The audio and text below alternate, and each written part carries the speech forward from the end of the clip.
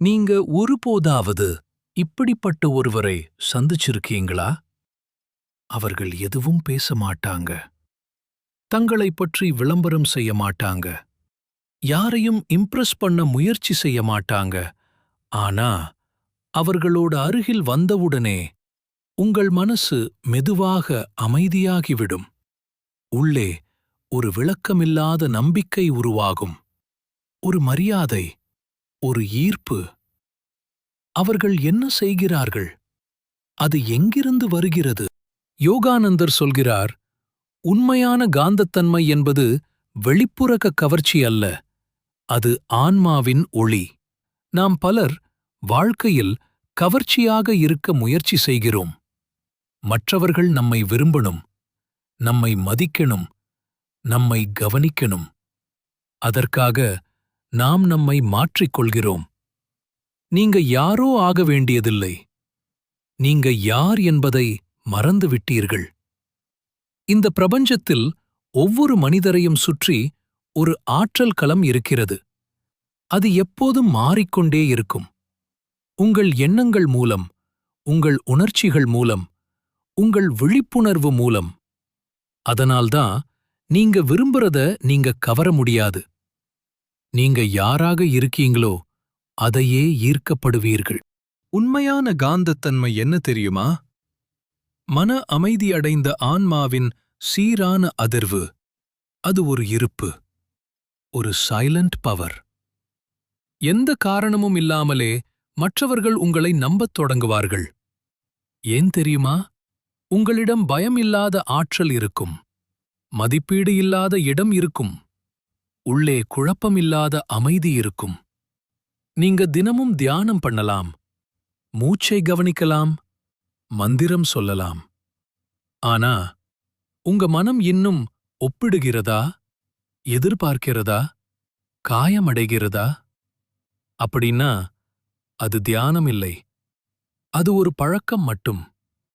யோகானந்தர் சொல்கிறார், தியானம் என்பது ஒரு செயல் அல்ல, ஒரு நிலை. உண்மையான தியானம்னா என்ன? அது ஒரு ஸ்டேட் ஆஃப் அலைன்மெண்ட், சீரமைப்பு நிலை. உடல், மனம், உணர்வு, சிந்தனை, ஆன்மா இவையெல்லாம் ஒரே அதிர்வில் இருக்கும் நிலை. உண்மையான தியானம் உங்கள் வாழ்க்கையில் தெரியும். நீங்கள் மெதுவாக பேச ஆரம்பிப்பீர்கள், குறைவாக எதிர்வினை அளிப்பீர்கள், அதிகமாக உணர ஆரம்பிப்பீர்கள். இதுதான் காந்தத்தன்மை ஆரம்பம். யோகானந்தர் கூறுகிறார், உள்ளே அமைதி வந்தால் வெளி உலகம் பதிலளிக்கத் தொடங்கும். அப்படின்னா இந்த காந்தத்தன்மையை எப்படி விழிப்பூட்டுவது? யோகானந்தர் காட்டிய பாதையில் 5 ஆழமான வழிகள். 1. மூச்சின் விழிப்புணர்வு. ஒவ்வொரு மூச்சும் உங்கள் ஆன்மாவுடன் இருக்கும் இணைப்பு. நீங்கள் மூச்சை கவனிக்க ஆரம்பிக்கும் அந்த நொடியில் உங்கள் மனம் கடந்த காலத்திலிருந்தும் எதிர்காலத்திலிருந்தும் திரும்பி வந்து இந்த தருணத்தில் அமைதியாக அமர ஆரம்பிக்கிறது. அதனால்தான் யோகானந்தர் சொன்னார், மூச்சு என்பது கடவுளின் மென்மையான தொடுதல். 2. எதிர்பார்ப்பில்லாத அன்பு. யாரிடமாவது அன்பு கொடுக்கும்போது பதில் எதிர்பார்க்காதீங்க. அங்கேதான் உங்கள் இதயம் திறக்கும். அங்கேதான் உங்கள் காந்தம் அதிகரிக்கும். 3. அமைதியை வெறுமை என்று தவறாக புரிந்து கொள்ளாதீர்கள். நீங்கள் ஒரு நாள் முழுக்க அமைதியான ஒரு இடத்தில், தொலைபேசி இல்லாமல், சத்தமில்லாமல், தனியாக அமர்ந்திருக்கிறீர்களா? முதல் சில நிமிடங்கள் அது கொஞ்சம் வித்தியாசமாக இருக்கும்.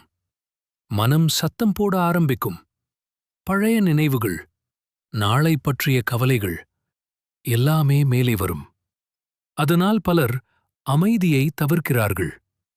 ஆனா அந்த சத்தத்தை கடந்து நீங்கள் இன்னும் கொஞ்சம் நேரம் அமைதியில் இருந்தால் ஒரு புதிய அனுபவம் ஆரம்பிக்கும். அங்கே மனம் மெதுவாக சாந்தமாகும். நீங்கள் உணர ஆரம்பிப்பீர்கள் ஒரு ஆழ்ந்த அமைதியை. நீங்கள் எதிர்க்காதபோது உங்கள் ஆன்மா ஒளிர ஆரம்பிக்கும். 4வது, யாரும் பார்க்காத இடத்தில் நல்லதை செய்ய ஆரம்பியுங்கள். ஒரு நல்ல செயல் யாராவது பாராட்டினால்தான் மதிப்பா? அல்ல. உண்மையில் யாருக்கும் தெரியாமல் நீங்கள் செய்யும் நல்ல செயல் அதிக சக்தி வாய்ந்தது. ஏனென்றால் அங்கேதான் உங்கள் அகங்காரம் கரையும். 5வது, நீங்கள் தினமும் உங்களிடம் சொல்லும் வார்த்தைகள் உங்கள் வாழ்க்கையை உருவாக்குகிறது. மெதுவாக சொல்லுங்கள். நான் ஒளி, நான் அமைதி, நான் அன்பு. ஒரு நாள் நீங்கள் கவனிப்பீர்கள், முன்பு உங்களை பாதித்த விஷயங்கள் இப்போது உங்களை தொடவே முடியாது. அப்போதான் புரியும், நீங்கள் எதையும் ஈர்க்க முயற்சிக்கவில்லை. நீங்களே அந்த காந்த சக்தி. நீங்களே அந்த அமைதி. நீங்கள் தேடிக்கொண்டிருந்தது நீங்கள்தான். இந்த வீடியோவை இறுதி வரை பார்த்ததற்கு நன்றி. அடுத்த வீடியோவில் சந்திப்போம்.